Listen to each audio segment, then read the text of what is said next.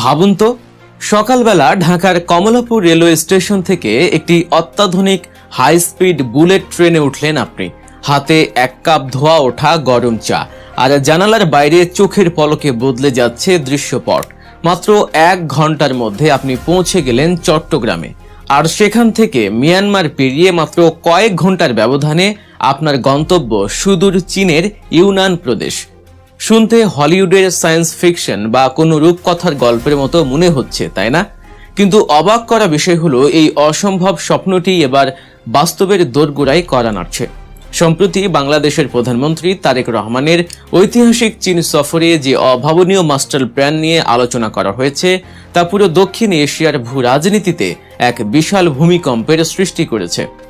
ঢাকা থেকে চীনের কুনমিং পর্যন্ত বুলেট ট্রেন বা high speed railway network, Bangladesh Myanmar চীন ইকোনমিক করিডর, আঞ্চলিক ট্রানজিট হাব, আর এসবের জেরে প্রতিবেশী ভারতের কপালে পড়া দুশ্চিন্তার ভাঁজ, সব মিলিয়ে এক রোমাঞ্চকর অধ্যায়ের সূচনা হতে যাচ্ছে। মিয়ানমারের মতো একটি রুদ্ধদ্বার দেশের সাথে বাংলাদেশের ছোট্ট একটি সীমান্ত কিভাবে এশিয়ার সবচেয়ে বড় অর্থনীতির দুয়ার খুলে দিচ্ছে, আর প্রধানমন্ত্রী তারেক রহমান কিভাবে শক্ত হাতে এই গেম চেঞ্জিং প্রজেক্টগুলো সামলাচ্ছেন, তার প্রতিটি খুঁটিনাটি আজ আমরা বিশ্লেষণ করব। তাই ভূ রাজনীতি এবং বাংলাদেশের ভবিষ্যৎ অর্থনীতির এই চমকপ্রদ সমীকরণটি বুঝতে ভিডিওটি না টেনে একদম শেষ পর্যন্ত দেখার অনুরোধ রইল। শুরুতেই আসা যাক বুলেট ট্রেনের সেই চাঞ্চল্যকর থিওরিতে। প্রধানমন্ত্রী তারেক রহমান তার চীন সফরে চীনের দালিয়ান থেকে বেজিং পর্যন্ত প্রায় 850 কিলোমিটার দীর্ঘ পথ পাড়ি দিয়েছেন ঘন্টায় 300 কিলোমিটারেরও বেশি গতির একটি হাই স্পিড ট্রেনে। চীনের প্রেসিডেন্ট শি জিনপিং এর সাথে গ্রেট হল অফ দ্য পিপলে তার যে যুগান্তকারী বৈঠক হয়েছে, তার অন্যতম কেন্দ্রবিন্দু ছিল যোগাযোগ ব্যবস্থার এই আমূল পরিবর্তন। চীন মাত্র 2 দশকে বিশ্বের দীর্ঘতম হাই স্পিড রেল নেটওয়ার্ক তৈরি করে বিশ্বকে তাক লাগিয়ে দিয়েছে। এখন প্রশ্ন হলো, বাংলাদেশের বুকেও কি এমন ট্রেন ছুটবে? বিশেষজ্ঞরা বলছেন, ঢাকা চট্টগ্রাম রুটটি হতে পারে বাংলাদেশের প্রথম হাই স্পিড রেল করিডর, কারণ এটি দেশের সবচেয়ে ব্যস্ততম এবং অর্থনৈতিকভাবে সবচেয়ে গুরুত্বপূর্ণ রুট। যদিও এমন একটি প্রকল্প বাস্তবায়নে প্রয়োজন হাজার হাজার কোটি টাকার বিশাল বিনিয়োগ, আধুনিক সিগন্যালিং, সম্পূর্ণ আলাদা ট্র্যাক এবং নিরবিচ্ছিন্ন বিদ্যুৎ ব্যবস্থা। কিন্তু যদি এই হাই স্পিড রেলওয়ে বা বুলেট ট্রেন সত্যিই বাস্তবায়িত হয়, তবে ঢাকা থেকে চট্টগ্রাম বা কক্সবাজার হয়ে মিয়ানমারের ভেতর দিয়ে চীনের ইউনান প্রদেশ পর্যন্ত যাত্রী এবং পণ্য পরিবহন এমন এক গতি পাবে যা বাংলাদেশের অর্থনীতিকে এক লাফে কয়েক দশক এগিয়ে নেবে। এবার আসা যাক সবচেয়ে বড় game changer project, Bangladesh Myanmar চীন ইকোনমিক করিডর বা BMCEC এর দিকে। প্রায় 1.5 দশক আগে বাংলাদেশ, চীন, ভারত ও মিয়ানমার মিলে BCIM নামে একটি করিডর তৈরির উদ্যোগ নেওয়া হয়েছিল। কিন্তু চীনের বেল্ট অ্যান্ড রোড উদ্যোগ নিয়ে ভারতের চরম আপত্তি এবং ভূরাজনৈতিক রেষারেষির কারণে ভারত সেই প্রজেক্ট থেকে সরে দাঁড়ায়, যার ফলে প্রকল্পটি থমকে যায়। কিন্তু এবার ভারতকেই পুরোপুরি মাইনাস করে দিয়ে নতুন ছক কষেছে বেইজিং এবং ঢাকা। এই নতুন করিডরটি চীনের ইউনান প্রদেশের রাজধানী কুনমিং থেকে শুরু হয়ে মিয়ানমারের মান্দালয় পৌঁছাবে। সেখান থেকে একটি অংশ যাবে ইয়াঙ্গুনে, আর আরেকটি অংশ মিয়ানমারের রাখাইন রাজ্যের কিয়াকপিউ গভীর সমুদ্র বন্দর পর্যন্ত বিস্তৃত হবে। আর সবচেয়ে বড় চমকটি হলো, এই নেটওয়ার্কটি সড়ক ও রেলপথের মাধ্যমে মিয়ানমারের রাখাইন থেকে সরাসরি যুক্ত হবে, যা বাংলাদেশের কক্সবাজার ও চট্টগ্রামের সাথে। ভৌগোলিকভাবে মিয়ানমারের সাথে বাংলাদেশের সীমান্ত খুব একটা বড় নয়, কিন্তু এই ছোট্ট সীমান্তটি এখন বাংলাদেশের জন্য এক বিশাল সম্ভাবনার গোল্ডেন গেট বা স্বর্ণদুয়ার হয়ে দাঁড়িয়েছে। এই করিডর পুরোদমে চালু হলে বাংলাদেশ থেকে ট্রাকে করে মাত্র 24 ঘন্টার মধ্যে চীনের বাজারে পণ্য পৌঁছানো সম্ভব হবে। আর ঠিক এখানেই শুরু হয়েছে ভারতের আসল মাথা ব্যথা।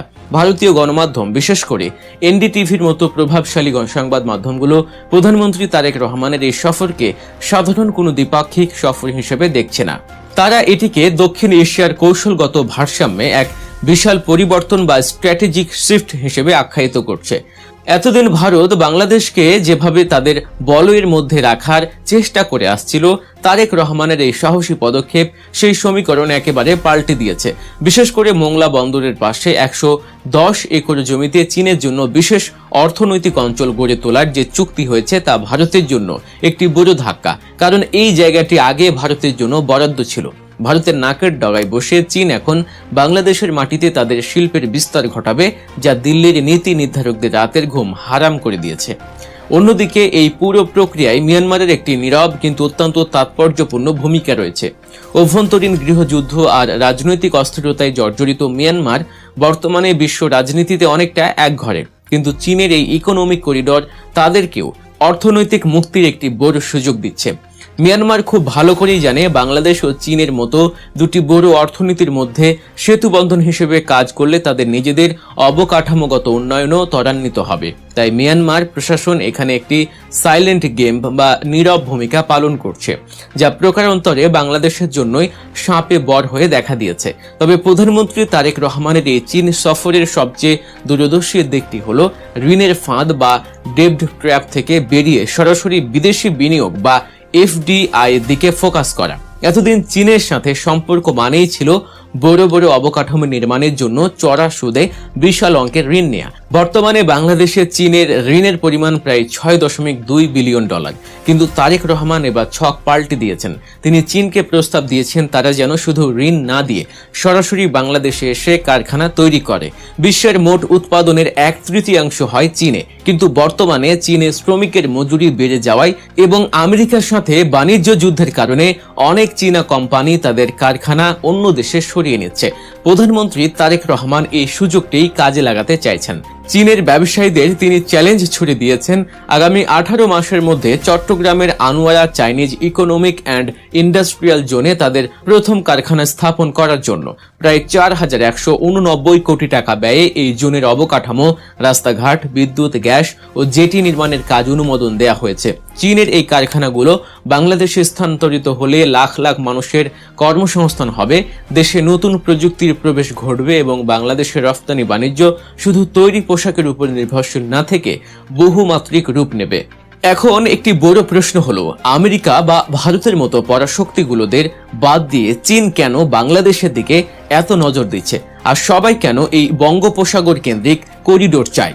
একটু গভীরভাবে মানচিত্রের দিকে তাকালেই বুঝবেন বাংলাদেশের অবস্থানটি ঠিক কতটা জাদুকরী। একদিকে বিশাল বঙ্গোপসাগর, অন্যদিকে ভারত, আর তার ওপারেই চীন, নেপাল ও ভুটান। দক্ষিণ এশিয়া এবং দক্ষিণ পূর্ব এশিয়ায় ঠিক সংযোগস্থলে থাকা বাংলাদেশ যেন পুরো অঞ্চলের হার্টবিট। আমেরিকা চাইছে ইন্দো প্যাসিফিক কৌশলের অংশ হিসেবে মিয়ানমারের রাখাইনে মানবিক সাহায্য পৌঁছানোর নাম করে একটি মানবিক করিডোর তৈরি করতে, যাতে এই অঞ্চলে তাদের সামরিক ও কৌশলগত উপস্থিতি বাড়ে। অন্যদিকে চীন চাইছে বঙ্গোপসাগর পর্যন্ত একটি নিষ্কণ্টক অর্থনৈতিক করিডোর বা স্থলপথ, যাতে সমুদ্রপথে কোনো যুদ্ধ বাঁধলে বা ভারত মহাসাগরে তাদের বাণিজ্য জাহাজ আটকে দেয়া হলে তারা মিয়ানমার ও বাংলাদেশ হয়ে সরাসরি বঙ্গোপসাগরে নামতে পারে। আবার এর মাঝেই জাপান মাতার বাড়িতে গভীর সমুদ্র বন্দর তৈরি করে ফ্রি ট্রেড জোন বা মুক্ত বাণিজ্য অঞ্চলের খেলায় মেতেছে। পরাশক্তিগুলোর এই ত্রিমুখী লড়াইয়ে বাংলাদেশ এখন আর কোনো অসহায় গুটি নয়, বরং প্রধানমন্ত্রী তারেক রহমানের মতো দূরদর্শী নেতৃত্বের কারণে বাংলাদেশ এখন হয়ে উঠেছে ভূ রাজনীতির দাবা খেলার মূল নিয়ন্ত্রক। দর্শক, ভূ রাজনীতি এবং অর্থনীতির এই জটিল সমীকরণে আমেরিকা, ভারত ও চীনের মতো পরাশক্তিদের মতো পাল্লা দিয়ে বাংলাদেশের এই নতুন করিডোর এবং বুলেট ট্রেনের সম্ভাবনা নিয়ে আপনার মূল্যবান মতামত কি? এটি কি আমাদের জন্য আশীর্বাদ নাকি লুকিয়ে থাকা কোনো নতুন ফাঁদ? কমেন্ট বক্সে অবশ্যই আপনার চিন্তা ভাবনা আমাদের সাথে শেয়ার করবেন। দেশের এবং বিদেশের এমন আরো গুরুত্বপূর্ণ বিশ্লেষণ